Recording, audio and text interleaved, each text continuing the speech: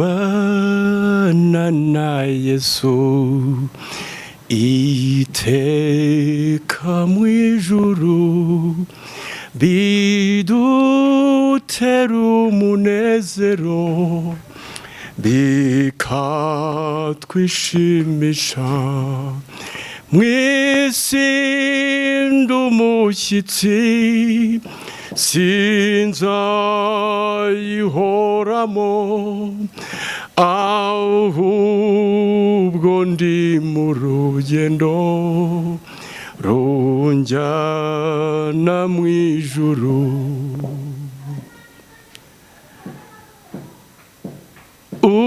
Urugo rw'Imana ajya runyereka ndurora runyegereye arumbishuriye bituma nifuza cyane kugerayo nihumwandu w'Imana Yerusalemu nshya. Ibintu biraryoshye cyane kandi bimeze neza. Hari ibintu biri mu yumva, hari umuntu yavuze ngo ko mbona ari byiza we bizamera bite mu ijuru. None nanjye ntangiye nibaza ko mbona biryoshye tugitangira ikiganiro biraza gusoza bimeze gute. Yes, turi mu karere ka Rusizi twasuye umusaza ufite amateka akomeye. Uyu munsi tugiye kuganira cyane tugaruka ku buzima bwe bw'umuhamagaro. N'urugendo TV mukurikiye ni rwa rugendo rwacu rw'ubuzima twatangiye kuva tukivuga. Tugenda duhura na byiza byinshi n'ibindi bibi, ariko reka gusa no ku kino kiganiro no rugendo rw'ubuzima turimo gerageza koroha nubere bene so igihanda cyangwa ikigusha, ahubwo ujye uhora uzirikana neza y'Imana uko bwije nuko bukeye. Niba hari icyo ugezeho, nimba hari icyo umaze kugeraho mu buzima, fasha n'abandi basindagize, ntuyirike abarwayi bari mu nzira, ahubwo ubafashe nyine basindagize, mukomezanye urugendo. Ni bikemu muri kumwe, ariko uyu munsi mfite umugisha ukomeye, ntabwo ndi njyenyine muri iki kiganiro, hari undi mugabo unyicaye hano ku ruhande cyangwa se ndi televiziyo. Reka twumve ijwi rye. Uraho neza? Muraho neza cyane. Amakuru ni meza. Yes, turi kumwe nande wundi tugiye kuganira cyangwa iyi TV? Iyi TV ni Irakora TV. Muri kumwe na Rukundo Emmanuel, dukunda kubana no muri mu ijambo ry'Imana ndetse no mu kwamaza ubutumwa bwiza kwa Irakora TV. Yego. Rukundo, nizere ko Irakora TV Imana iri gukora ku manywa na nijoro. Irakora umunsi kundi tugenda tubona imirimo n'ibitangaza byo gukora kw'Imana. Rero niba Imana ikora, ni byiza ko namwe mwinjira muri rugendo tugafatikanya ku Rugendo TV. Ndabyumva cyane. Yes guys, gahunda z'urugendo zirakomeje. Turi kumwe n'umusaza hano uririmba neza cyane. Mana nari ko ndi umuririmbyi, none mbise nsanga ntari. Muze amakuru ni meza. Umeze neza? Yego. Kuririmba neza. Ni ibintu nitoje ndi umwana. Nibyo? Mbonye ko ibintu biri yivuga aribyo. Nigana abamisiyoneri. Kumenyereza umwana iyo nzira ngazarinda saza atarayiyoba. Ushobora kuba nawe waratojwe. Niganaga abamisiyoneri ukuntu baririmba. Yego. Yes, muze hari umuntu ukurikiye kino kiganiro noneho ushaka kumenya ninde tugiye kuganira. Nitwa Ntoyimana Ananias. Wow. Ntoyimana Ananias atuye he, abahe? Ntuye aho bita ku badive muri Gihundwe. Muri Gihundwe. Mumeze gute Gihundwe? Burunga. Yego. Ubu barizwa mu Burunga? Yego. Igihundwe bite? Turaho amahoro, turashima Yesu. Yego. Korali Betani iraho imeze neza. Yego. Urakoze cyane. Nituvuga Gihundwe abantu barumva nyine ko ari hahandi umurimo w'Imana watangiriye, ngira ngo ubwo abasuwede bazaga mu Rwanda ku nshuro ya mbere. Siko bimeze buriya? Niko bimeze. Mukanyura bitwinjizamo neza cyane. Yo nditeguye. Yes, ndagira ngo yandirimbo waririmbye uturirimbire igice cyayo cya gatatu maze dukomeze ikiganiro. Yego. Pawulo yaravuze ati tuzabana iteka ryose n'Imana, niko tubisoma iryo sezerano urinsohoreze tubane no muri iyi si uhora undengera. Amen. Muze ubundi busanzwe turashaka kumenya, tugiye kuganira uyu munsi ku buhamya ariko bw'umuhamagaro wawe. Yego. Muze Hananiya turi kumwe muri iki kiganiro uyu munsi yakijijwe ryari? Kristo bahuriye byari bimeze gute uwo munsi? Iyo picture turayishaka muri iki kiganiro, ugenda utubwira pata kugira ngo dukomeze n'abandi batangiye iyi nzira. Oh, hallelujah. Amen. Reka ndirimba akantu gato cyane. Oya nigashaka kabe kanini. Nasema asante kwa Mungu wangu, nasema asante kwa wema wako, kwa maana fadhili zako zadumu milele na milele. Amina. Nitaimba sifa zako mbele ya watu wote, nitaimba sifa zako mbele ya watu wote, kwa maana fadhili zako zadumu milele na milele. Amina. Wow. Hallelujah. Amen. Kasenge gatoya. Nukuri. Mana warakoze kumpa agakiza ndi umwana. Nkaba ngeze mu zabukuru. Amen. Nkivuga izina ryawe. Nkirivuga mu rusengero. None ukamugejeje ku yindi ntambwe iyo kuri kwiza hose. Ndagira ngo ngushimire ko wangejeje kuri iyi ntambwe. Ndagushimiye gukomeza kubana natwe muri iki kiganiro kubwa Yesu Kristo umwami wacu. Amen. Amen. Ndanezerewe mu mutima. Yego. Nishimye. Natwe turishimye. Kuko ngeze iki gihe nkiri muri Yesu. Ibyagombaga kunkuramo birahari. Ku myaka yawe ingahe ubu? Imyaka 59. Wow. Natangiye nsanga mvuka namenye ubwenge nsanga papa n'umuvuga butumwa. Ntangira kumufasha ivuga butumwa kandi ntangira gukunda ibya Yesu cyane. Ubwo wavukiye he? Navukiye ahantu bita muri Nyamasheke, ahantu hafi yo kubuhinga, bahita ibitare. Cyangwa se ni bitare ku Kibingo. Ubwo mu buryo bwo kuvuga ibintu byose umuntu akabishyira mu bukivuga mu kuri kwabyo, mbere nabanje ko mu methodiste libre. Yego. Ubwo nakuze mfasha papa ivuga butumwa, ariko hari igihe Imana itegura umuntu bitewe nuko imubona ateye. Yego. Natangiye gukunda ibya Yesu cyane. Ndabikunda, ntabwo nabikunze gake. Uko ikimenyetso cyabyo nuko natangiye gufasha papa ivuga butumwa, akavuna ahantu hatanu turi kumwe kugeza ubwo yahinduka paruwase.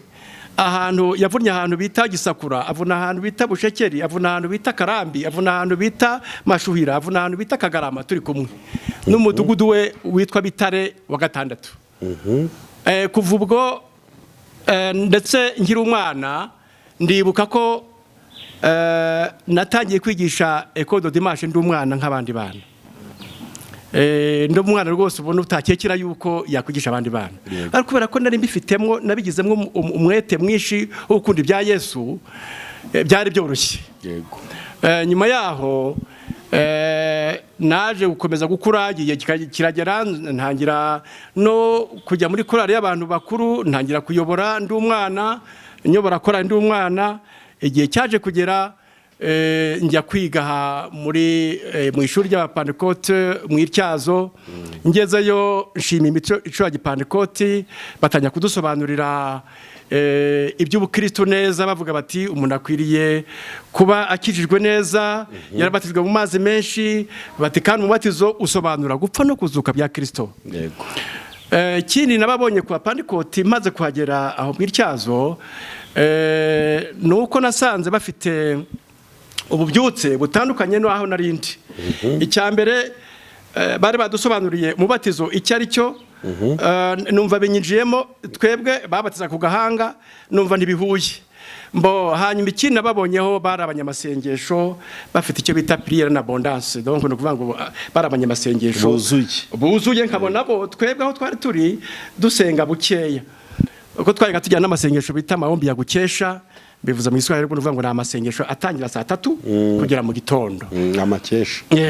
Kuva saa 3 kugera mu gitondo, abantu habaga harimo abatanga ubuhamya, umuntu agasinzira yakanguka agasanga abantu barimo batanga ubuhamya, abantu bari kuzura umwuka wera, byari ibintu byiza cyane. No wenda muri minsi bigenda bigabanuka by'amahombi ya gukesha, ariko byari byiza. Ngo hariho burakeye. Hariho burakeye yabisimbuye. Niba turi kandi nawe njya nyijyamo, ubu ngubu rwose nyijyamo, kandi nkishima cyane. Nyuma yaho naje gukomeza, naje kwifuza ko umupantekote, cyangwa se nifuje ahubwo kubatizwa. Iwacu barabirwanya bati rero twebwe papa ugiye kudusebya ikibogora, udusebya kuri musenyeri. Iwacu bari abantu bakunzwe cyane n'abayobozi bakuru b'ikibogora. Noneho rero hanyuma batugiye kudusebya idini ryacu, hari umuntu tubona rwose wazagira akamaro mu idini ryacu, none ugiye kudusebya. Nuko bati rero turabona ibyo ugiye kujyamo ntabwo tubyemera. Ubwo rero ngewe kuko nari mfite ukuntu Imana yanteguye n'ukuntu naho ngeza mu gakiza nuko mbyiyumvamo, ndavuga nta cyambuza gutera imbere mu buryo bw'umwuka. Hanyuma yaho nza kubatizwa, barabirwanya cyane, barwanyije cyane, niyemeza ko umupantekote. Noneho niyemeje ko umupantekote n'umuriro ujya wakwaka cyane. Bati rero ubwo umupantekote ugende wirwarize n'abapantekote bawe. Ugende urwaze n'abapantekote bawe, ninrangiza no kwiga. Hanyuma kubera numvaga muri jewe harimo intambwe yo gutera imbere mu by'umwuka, ntabwo nabyitayeho. Kugeza ubwo pastori harimo pastori bamwe barize bati uyu mwana yari afite amashagaga y'ibintu by'Imana yakuzatugira akamaro, sinabyitaho. Ababyeyi wacu barashaka kundushya cyane kugira ngo mbivemo, ariko kubera nese babifataga se nkaho uyobye muze.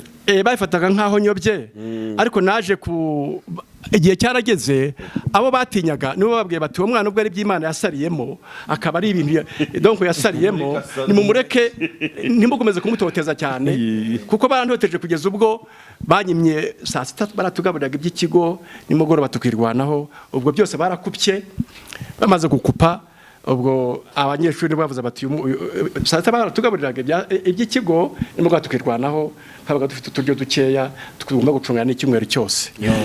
Noneho hanyuma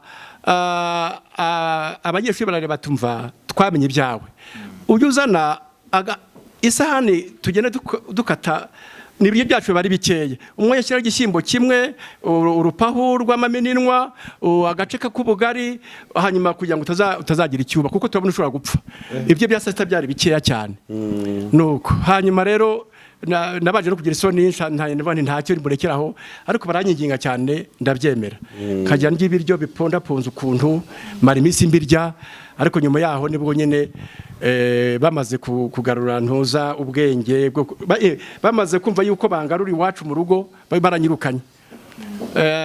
Bari baranyirukanye, ariko nsubi inyuma gatoya, banyirukana nageze ahantu mu ishyamba, ndibaza nti ariko se ubu ngubu ko iwacu nabubahaga, kugeza ubwo bari baje ku ishuri gutonganya umupastori twaga Nzabagurira Fabien, bati umwana wacu mwamuhinduragaho iki, ko twamwiberereye. Niko twamureze, twaramureze tumurera neza, n'umwana utwubaha, ibyo mwamuhinduyeho ni ibiki? nuko ariko hanyuma yaho nanjye nayifite ikiniga by'ukuntu ababyeyi banyirukanye narabumviye kandi banshima bati uri umwana mwiza. Ngeze mu ishyamba nibwo nibaje nti nubwo nifite ikiniga ndibaza ntariko se ubu ndi kujya hehe. Nibwo rero numvaga ijwi rimbwira ngo sanga umupandikote muziranye abari hushya. Nibwo yarajyaga ku mupandikote tuziranye witwa Elezari Mugwaneza. Niho nagiye baranyakira hanyuma nkomeza komeza ishuri nyine bimeze bityo. Niba n'impamvu nabwiye nti nayisubiye inyuma gatoya. Yego. Nuko igihe kiza kugira rero ndangije kwiga nkomeza nyine nyoboka ADPR mbita ninjira no muri kwari yaho yo mu Mwaga. Ninjye muntu wa mbere kubera ko narakunze nibyo kuririmba. Ninjye muntu wa mbere hari gitari zaziturutse muri Swede baziha amaparuwase. Ninjye muntu wa mbere wabacurangiye batazi ibyo gucuranga ibyo ari byo batagize gute baririmba n'akarimbo kitwa ngo Bwana Yesu amezariwa barishima cyane ntaranamenya no gucuranga neza ariko muri korari ndikazakaza kabishobora ndikazakaza ndagacuranga. Uracyakibuka se ngo uririmbeho gato cyane? Bwana Yesu kweli azariwa amezariwa amezariwa amezariwa amezariwa. Ndagerageje kwibuka. Yego. Ndagerageje. Muri korari babona uracuranga. Nagacango karimbo kara kakora Noheri nuko barishima cyane nuko naje rero Gihundwe baza Imana ifite tekiniki ikoresha nibwo narasenze Imana nyibaza nti ubu ngubu ko nihe nazarira ubugingo bwanjye ko nari nkunze Kibogora aho itorero rya Libre ryavukiye. None ubu nihe narira ubugingo bwanjye.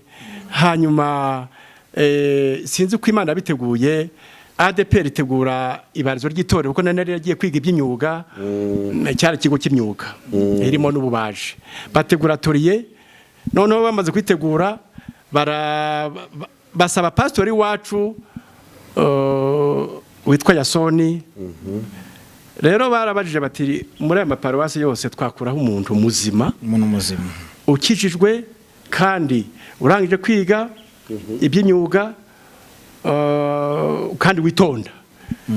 Pastori wacu avuga ati mfite umwana urangije kwiga mu ityazo kandi rwose ibyo muri kuvuga arabyujuje ni inyangamugayo. Nibwo rero nagiye kubona mu rwandiko rwanditseho ruriho amasinyature y'abapastori b'abakuru b'itorero bose. Hari uhabanje signature ya Pasteur Kapitura n'abakuru b'itorero. Noneho rero barambwira bati ngiye ko nabona pastor aruzanye urwandiko bati uhita ugenda. Nibwo rero nahise nza gukorera ADPR mpita ninjira no muri kwari betani yo mwanya. Ubwo ni muhe mwaka ndubyibuka. Ni muri 1984 1984.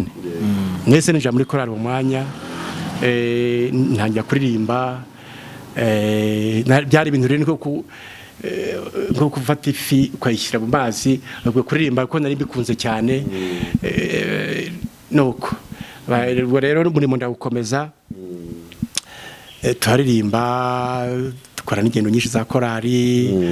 Hanyuma haba nyuma ya jenoside na mbere ya jenoside ndetse igihe cyarageze Imana iramfasha abantu barahunga bajya muri Kongo. Imana iramfasha dutangira umurimo n'abana bane. Hari umwana w'umusaza witwaga Harudi, hari abana babiri bo kwa Pasteur Senzige, harimo muka Pasteur Aimable, harimo na musaza we n'undi mwana uko umupasiteri witwaga Seromba. Ubwo bari muri Betani y'Igihunga. Yego. Ndibushimana rero ko Imana dushoboje uwo murimo tukaririmba abantu hajya haza umwe kandi yaza tukishima cyane. Tukishima tukavuga ngo Imana irakoze ko iduhaye umuntu umwe icyo kintu ntabwo nzakibagirwa mu buzima bwanjye. Ese wamuze wamenya impamvu ku iki gihe byo byacitse abantu ugasanga barashaka umubare mwinshi w'abantu ariko ubu ngubu ugasanga we umuntu umwe byaguteraga imbaraga ukumva ntucogoye. Ubu niyo mpamvu wenda usiga ubona abantu basige bashakira umubare mwinshi mu bantu uko babona ariko ntibagire ishyaka ryo kwara umuntu umwe wakizwa. Ivuga butumwa iki gihe uribona gute kwaho ngaho? Iki gihe ibintu birasaba ko abantu bakizwa neza bakagera ku musaraba kandi bakuzura umwuka wera. Iyo rero umuntu yageze ku musaraba neza we Bibiliya avuga ngo tujye duhoza amaso ku biri mu ijuru.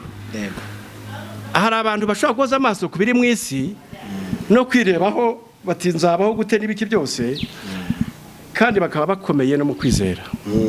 Ubwo rero iyo babibuze nibwo ubona abantu ubona ni imisi tufite y'abantu bacanganyikiwe kubera ubuzima nicyo kibitera. None reka twihute tugenda.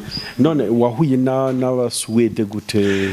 Icyo gihe nkigera ntangira akazi muri ADPR Igihundwe. Yego.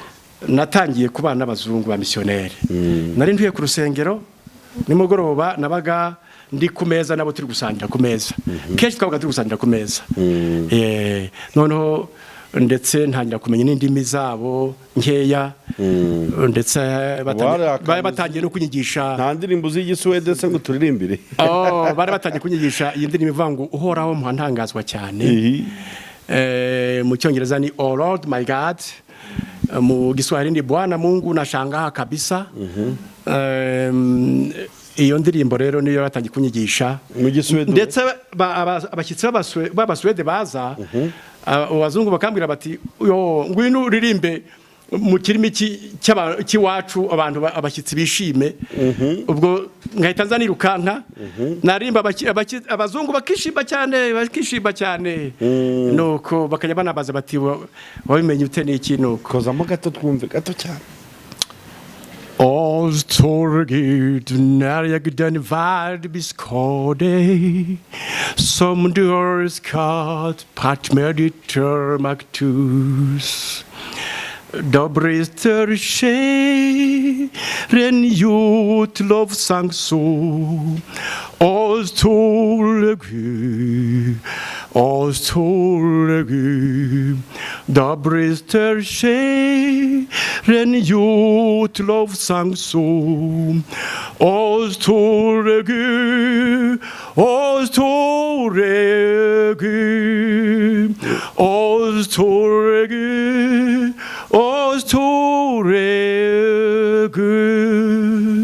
Wow. Uhoraho mpora ntangazwa cyane n'ibyaremwe n'ibiganza byawe. Uhoraho mpora ntangazwa cyane n'ibyaremwe n'ibiganza byawe. Mwami Imana ndakuririmbira uri inkuru Mwami Imana ndakuririmbira uri inkuru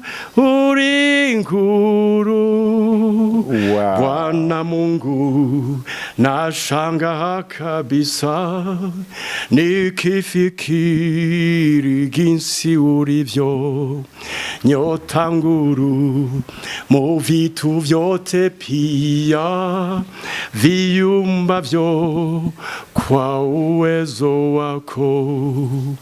Roho yangu nayikuimbie jinsi wewe ulivyo mkuu. Roho yangu nayikuimbie jinsi wewe ulivyo mkuu. Wow. Jinsi wewe ulivyo mkuu. It is very nice. Very nice. It sounds so great. Aha, mzee. reka noneho ndashaka ko utuganiriza amasomo wigiye ku basuwede igihe wamaranye nawe, uraza no kutubwira ubundi iryo jwi ryaturutse no kuririmba neza n'umwihariko ufite ku ndirimbo zo mu gitabo, kuko numvise udasanzwe. Naho tugiye kwinjira. Yego. Yego. Ku basuwede wabigiyeho iki? Abasuwede ikintu nabigiyeho bafite umuco abantu bateye imbere mu bintu by'ubuzima busanzwe, ariko no mu by'umwuka ubona icyo biyemeje bagikora neza. Dutsindaho. Ubona bagikora neza. Yego. Ikindi navuga nuko abasuwedwa wabonaga mbese ko bakunze abakristo cyangwa se bakunze abanyarwanda. Ikindi nuko bajyaga badukorera, bajyaga haza n'abashyitsi bakanaturirimba, ariko ikintu nabakuyeho cyane uko nabonaga bita bakunze abanyarwanda cyane. Icyo kintu cyo nicyo navuga cyane, nabakundiye cyane. None wisanze gute mu muhamagaro wo kuririmba byagutse, kuko numva urumanga ku ndirimbo zo mu gitabo cyane, usanzwe ufiteho umwihariko? Jewe nabihereye ndi umwana, ngakunda abamisiyoneri, nababwiye ko nabanje kuba mu methodiste libre, ngakunda kuntu abamisiyoneri b'Ikibogora baririmba indirimbo baziriraga mu Cyongereza, nk'indi ndirimbo ivuga ngo ya 92. Yenda mwanyemerera nta kibazo ayiririmba. Nta kibazo rwose. Urumva bino bintu ukuntu bimeze neza, ibintu rwose biri mu mwuka w'Imana cyane. Abasaza nk'abo baba bakenewe, nibo bakenewe cyane, y'indirimbo y'ubutumwa bwiza birakomeza abantu benshi cyane, bikabafasha cyane rwose. Ushimwe Mana ko wampaye Yesu akangirisha urupfu rwakanzukira. Haleluya nyiringira, haleluya amen, haleluya nyiringira, ngwino umpembure. Yankirishije wa musaraba we, singicirwa witeka kubw'amaraso. Haleluya nyiringira, haleluya amen, haleluya nyiringira, ngwino umpembure. Naruwo gupfa Yesu aransimbura, ibicumuro byanjye nibyo yazize. Haleluya nyiringira, haleluya amen, haleluya nyiringira, ngwino umpembure. Ngwino umpembure mara mw'ubukonje, atsa umuriro ubu mu mutima wanje. Haleluya nyiringira, haleluya amen, haleluya nyiringira, ngwino umpembure. Amina, amina, amina cyane. Urimo neza rwose. Imana ishimwe. Wari uduhereye urugero rw'indirimbo rero ko ariyo bakundaga kuririmba aho ngaho Ikibogora. Yego. Ugikomeje nari nakubajije ngo byaturutse kugira ngo wisange uri kuririmba neza zino ndirimbo zo mu gitabo. N'ubu bamwe iyo baziririmba barazica muri melody. Yego. Ariko we ndumva biririmba neza. byatewe cyane cyambere nakunze umurimo w'Imana. Nabanje gukunda Yesu cyane, numva mukunze cyane. Yego. Kubwo ikintu gikomeye yakoze ku musaraba cyo kuducungura. Yego. Numva mukunze cyane ndangije cyane atari gake. Noneho ikindi ngiruka nkunda kuririmba. Yego. Ibintu byose burya ibisufideme. Haleluya. Ngiruka nkunda kuririmba, hanyuma kubera gufasha papa ivuga butumwa no gukunda kuririmba bituma amenya indirimbo nyinshi. Kandi nza gukurikirana ukuntu ziririmbwa mu buryo bwa original. Wabikurikiraniye hehe gute? Nabikurikiranye kumva, donc nagiye nkora ubushakashatsi, ngenda nkurikirana haba kumva kwa missionnaire baririmba cyangwa abandi bahanga mu kuziririmba. Yego. None rero igihe cyaje no kugera Pastor Mabure akoresha ikizami cy'abantu bazizi, ishaka kugira ngo amenye abantu bazizi icyo gihe ashinzwe kwa Betania, ashinzwe n'amakorari yose muri paruwasi. Ateranyije abaririmbyi nisanga mbaye uwa mbere. Wabaye wa kabiri ni umwana wa Kapitura w'imfuraye, niwe wankurikiye wa kabiri. Ubwo rero ariko ndi kwinjira nabwo ninjiye bagiye gutangira, bambonye ndi kwinjira avuga atari kurana niya ubwaje uko batangiye mpageze, batangiye indirimbo ya mbere mpageze. Ati ubwaje ariko sinzi ko haruza kumurusha, tirika tugerageze byose dukoresha ikizami. Nabo bari bakwizeye, barazi uko banajyaga nyuzamo nkaririmba nyine indirimbo bakumva uko ndirimba, hanyuma barabyizeye.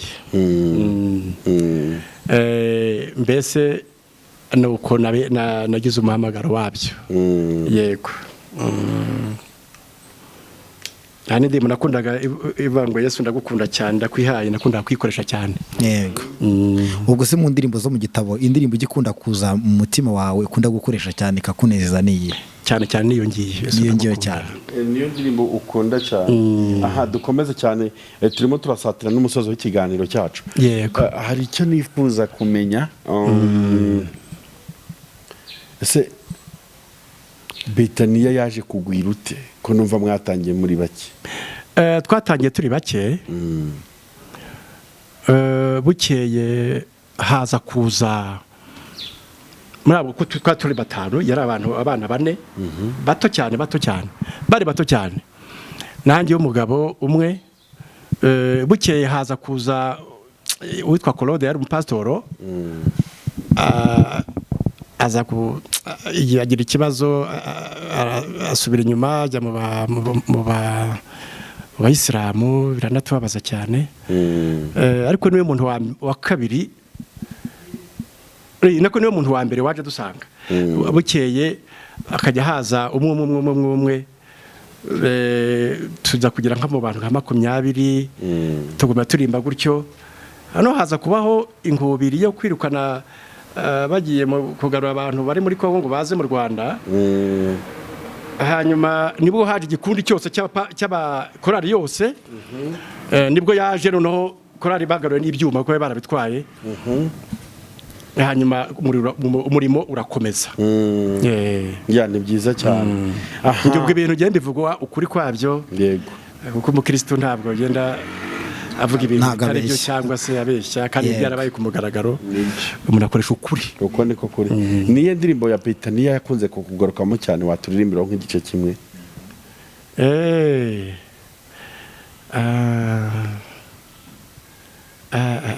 Kwari nyinshi. Turashaka imwe. Eyo nyire cyane igukora ku mutima igihe kinini. Murayikeneye. Igice kimwe. Umukiza watubambiwe niwe Kristo munyembabazi. Na na na na na na na na na na na na. mu Giswahili mu Cyongereza arugiza yitwigisha none mu Lingala lola nyoso ye koringana mwana nzambe ye mubikisi ye akomi na boringo mpeti kako sanjora to sanjora koro Yesu haleluya mwana nanzambe tika kabisa masi ya mokonzi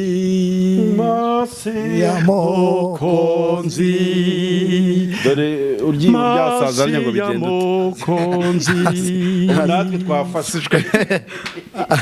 Yes guys, biraryoshye cyane. Ndagira ngo mbwira abantu bakurikiye kino kiganiro ko tuzabagezaho n'igice cya kabiri cy'ubuhamya bwa muzehe butandukanye. Turimo turagenda dusatira ku musozo, ariko se tutarasoza uraza kuturirimbira noneho cya gice kimwe na refure cy'indirimbo ukunda kurusha izindi.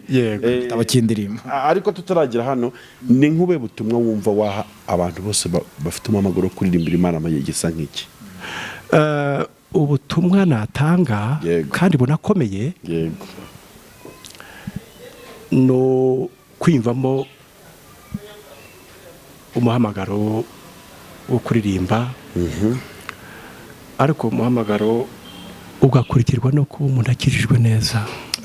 Kandi uzi rero karakomeye kandi ni kazima, si umuhamagaro karumutse.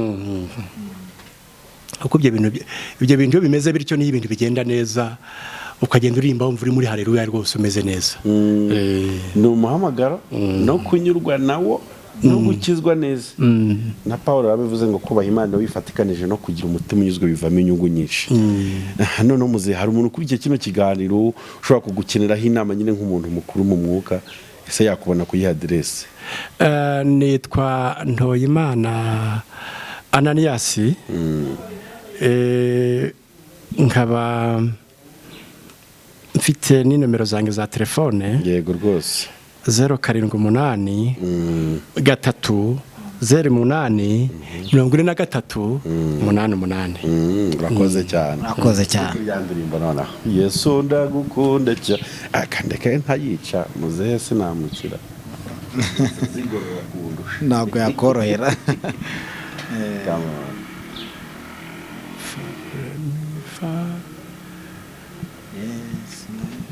Yesu ndagukunda cyane ndakwihaye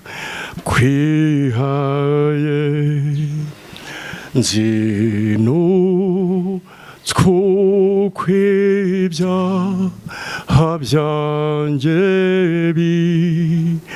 binezeza mucunguzi wanjye Yesu nyir'ubuntu bwose ntabwo nigeze ngukunda uko ngukunda. Wow. Amen. Yesu ntabwo nigeze ngukunda nkuko ngukunda. Muze dusoza kuri uyu munsi mu kiganiro cya kabiri tuzatangirira ku gice cya kabiri cy'iyo ndirimbo. Mbihayemo abantu isezerano. Ni ikihe kintu nirihe shimwe nyamukuru wumva ari byiganira mu mutima wawe uyu munsi? Byarinde uvuga ati Mana kugeza aya magi ntabwo nzakureka ati iki turi iryo shimwe niryo nshaka dusoza. Ishimwe rikomeye. Ndashimira Imana ko uko natangiye meze nkunda ibintu by'Imana. Sinigeze njya ku ruhande, sinigeze ncogora no mu mutima. Amena. Niwe nabihaza. Ntabwo yabiretse. Haba no mu by'agakiza. Sinigeze n'umunsi ngiye nyuma mu by'agakiza ngo numve ko iby'Imana bitaye. Imana yakomeje kumfasha. Yego. Kandi ikindi ndashima ko ikomeje kumva uburinzi bwayo. Kuba ndashima Imana rero kongeza iki gihe numva uko ninjiye mu gakiza meze ndi umwana afashe papa ivuga butumwa ariko nkimeze kandi nkaba numva bikindyoheye kandi nkaba ikindi cyamfashije cyane ni ugukunda ijambo ry'Imana n'ubu hari igihe mbyuka nijoro ndi mu bantu bandika ijambo ry'Imana buri uko umuvuga butumwa yigishije buri cyumweru niko nandika hari igihe mbyuka nijoro ngasoma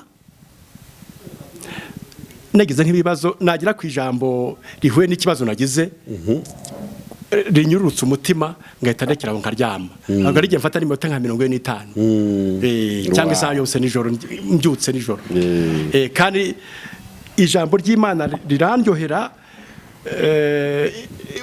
nindyohera cyane no kuririmba mbese ibyo bintu byombi ndabikunda cyane kandi byarafashije kandi ikindi nuko bifasha cyane kuba mu buzima igihe cyose aho umuntu ari yumva atekereza ku by'Imana waba umuntu ari mu kazi yaba ari mu nzira ibyo nibyo bintu mbamo buri gihe cyose ibyo bintu rero bifasha umukristo kuko kugira ubukristo bwa reja ijuru ntabwo twazaribona ntabwo twazabona ahubwo tugomba guharanira gutera imbere ahubwo mu byo kwizera no mu byo mu mwuka gutera imbere mu byo kwizera no mu byo mu mwuka kuko satani arahanze ararekereje ashaka kuduconshomera ni ukuvuga ngo ibyo bintu utabikoze ngo utere mu buryo bwo kwizera uko iyo wizeye ibibazo bije umenye uko bifata iyo uri mu mwuka umenye ibibazo bije uko bifata kandi bigatuma ugenda utera intambwe yo kurushaho gukunda Imana cyane. Hari indirimbo nyibukije uvuze kwizera nukumenya ibyiringirwa twatwifite muri korali udashidikanya ko bitazaba. Twagushimira cyane ndagira ngo noneho usenge itorero rya Kristo muri rusange dusoza kino kiganiro. Haleluya. Mana data wa twese uri mu ijuru, ndagushimiye ko udufashije muri uyu mwanya. Ndagira ngo nsengera itorero, icyifuzo cyangwa n'icy'abandi banyamasengesho nuko abantu bakomera mu gakiza bagatera imbere mu buryo bwo kwizana mu buryo bw'umwuka kandi bagakunda ijambo ryawe. Nuko nsengeye itorero aho ijambo ryose rivugirwa kuri iyi si, kugira ngo Mana ufashe abantu bawe iyi si yo kubakurura, ahubwo batumbire mu ijuru hagakiza kacu kavuye, kandi n'ubundi ari naho uzaturuka uje kutujyana kugira ngo tuzabane mu bwami bwawe budashira, tunezerewe tugushima. Nuko urakoze kumvishe gusenga kandi kuha umugisha abanyumvise bose, abumvishe ikiganiro ukabaha umugisha bose. Ndabasengeye mu izina rya Yesu Kristo umwami wacu, amen.